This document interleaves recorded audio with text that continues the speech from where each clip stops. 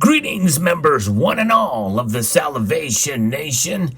This is the third report that I've done about silver production in the third quarter of 2022, and all of them have been dramatic increases in production. This one is probably the least amount, but I think it's very important to understand why this is occurring. We're going to talk about that in this video. Let's explore!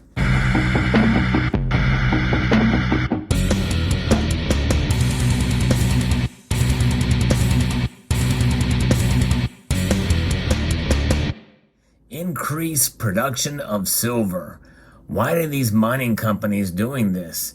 They are keeping up with their guidance. At least this company, Fresnillo, increased the silver production in the third quarter, according to Kitco News. The world's largest primary silver producer, Fresnillo, announced today that in the third quarter of 2022, its attributable silver production of 13.6 million ounces increased 7.4% versus the third quarter of 2021 due to higher contribution from Juanicipio, higher ore processed and ore grade at Fresnillo, and higher ore grade at Saucito. Now, those are mining reasons. If you can find something easier, higher production, higher grade ores, and be able to tap it out and do it for less cost, why not? There's that aspect of it, but I think there's something even deeper with this. And I think there's a reason why the prices may rise because of this increased production, which sounds sort of to the antithesis of what we would think. Usually you think lower silver production means higher prices because there's less of it on the market. The company's third quarter of the 2022 attributable gold production decreased 7.7% due to a lower recovery rate as higher volumes of sulfide ore are processed in lower ore grade at Herradura, and a decrease in volume of ore processed in lower ore grade at the Noche Buena and Cienega. Fresnillo added that its quarterly attributable byproduct lead and zinc production increased 3.1% and 11.5% for the third quarter of 2021, respectively, mainly due to a higher volume of ore processed at Fresnillo and the increased contribution of Juanicipio. Importantly, the company said it remains on track to meet its 2022 full-year guidance of 50.5 and 50 to 56.5 million ounces of attributable silver and 600 to 650 ounces of attributable gold production.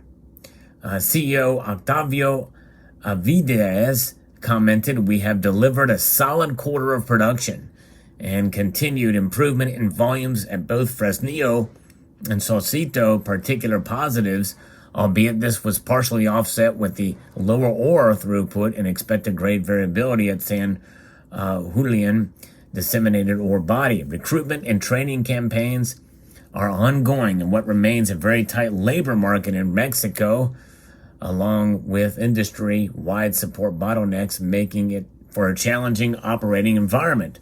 Nonetheless, we are confident in the overall performance of the business, and our full-year production guidance remains unchanged.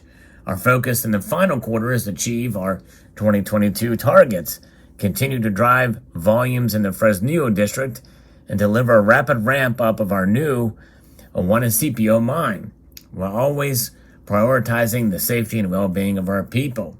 Fresnillo is one of the world's largest silver producer and Mexico's largest gold producer.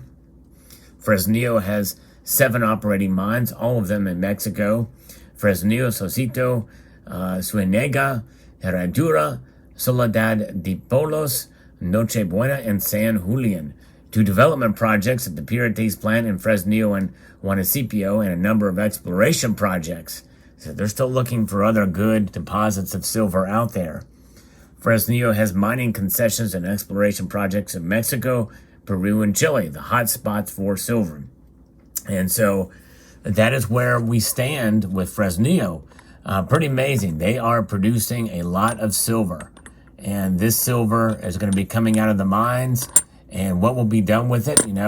understanding, how silver mining is, it very well could be that they hold on to a measure of it until we start to see the bottlenecks break free, and we start to see the supply chains work themselves out, and then that silver will be in demand again, much more demand. We are seeing an increase in demand for physical bullion, but given that that's about a quarter of all demand, if that, for silver, it has a negligible impact on the overall silver market. Most of the demand, over half, is in industrial applications. And I think that is where we're going to really see silver's price shine in the coming years, is when we see those supply chains come back together. And whether it be from economic hardships or what have you, there's going to be probably more demand for silver, as we're going to see green energy technology come to play a role here, where it's mandated that this silver be utilized for some of these technologies. So I think demand is going to be there for silver either way.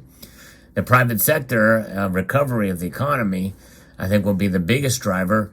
And even if we run into a period of stagflation or greater inflation, I still think that some people will still be demanding.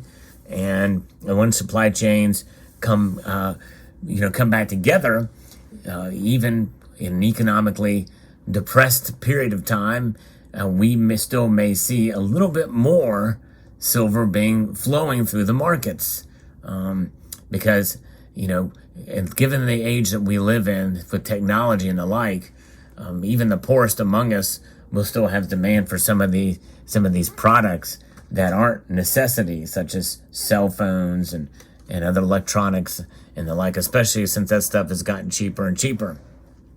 And so it'll be very interesting to see how that plays out.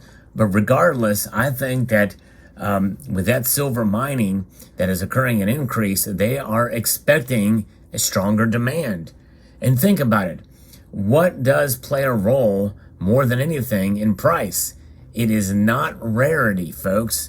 It is not rarity, because you look at platinum. Platinum is much more rare than gold, yet it is much less costly than gold, and this price isn't there. It's about almost half the cost of gold these days.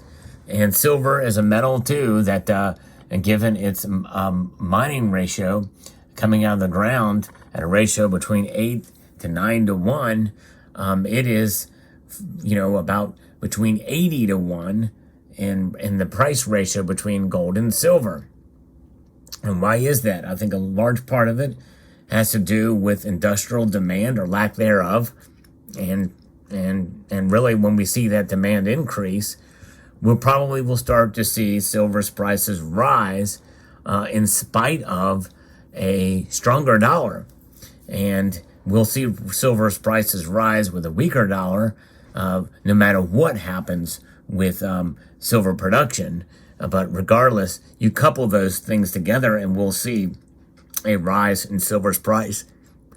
And then when we see a risen price for silver, then we will start to see growing demand in the bullion sector. Because what is it? What do people do?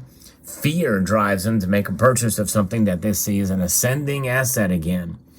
Because when silver's price is low, people are discouraged. And there are a number of folks out there who, when silver was very low, under 18, they were discouraged. Now, that was before the pandemic.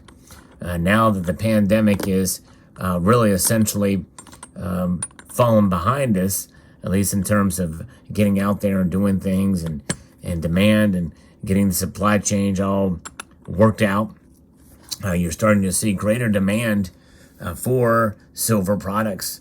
And I think that that is something that will continue. But as the price rises, people are driven by fear, and people will buy on the way up, and people will buy at the top.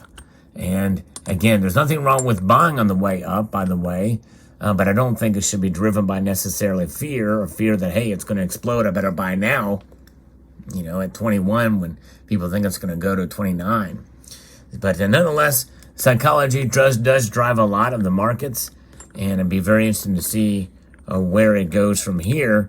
But I do think that this increase in production is expecting an increase in demand. I think that is the philosophy, and I think that's one of the reasons why some of these silver companies are not only trying to meet their guidance but exceed it. And with the increased demand, a lot of the prognosticators were saying, especially the Silver Institute, that they were expecting increased demand for silver, especially compared to supply. And so the mining companies want to be able to have that supply meet the demand so they can sell it and make more money. So there you have it. Let me know what your thoughts are in the comment section below about silver's demand and about the increase in production. And so that is my reasoning. Now, that may not necessarily work out to be the case, but I would say that increased supply of silver does not necessarily automatically equate to lower prices, and that's kind of the overall point of this video. So let me know what your thoughts are in the comment section below. I would like to extend a multitude of gratitude to you all for taking the time to watch and encourage you to please rate, share, comment, and subscribe.